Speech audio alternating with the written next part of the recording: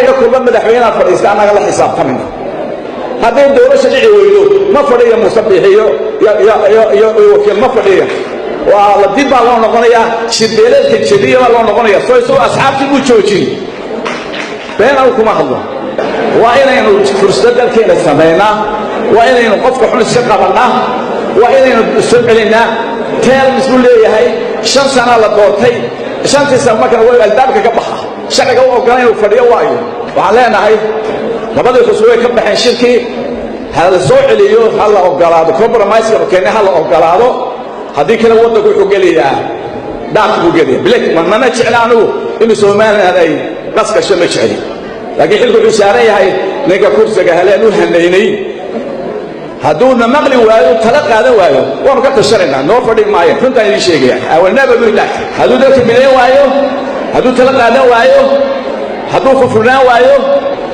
ma ogolaana mid dambe dadka kuwa amartu kaaray ma ogolaana علينا هاي دلكين إلاشدا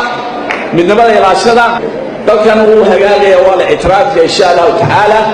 أن دلكين مليسنو أن جماعة خبصنو أي ما أنت حاجة معروف وصل ما يصير دلكين ينقول نو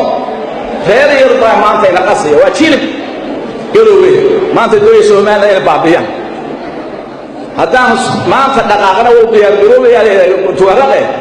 بالله وحنا هو قال إن حطوا محددنا بس وزينا تكرر إيه القبضة جروبي فتح تيروها لقى سعودي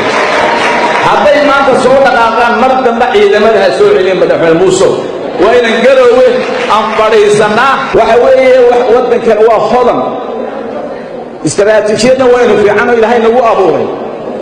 يقول يقول بهاي وكان صوصا لكن ما هي ذكر خير سامع وكان في حدود سعود ويبدل ولا يوسف يتاير كيف بدل هو جل تجرا وكذا لما الحمان تودا هم كويدي سنة سومان كبر بريان ما موسى يقص على مسايد كيف يقص على إنك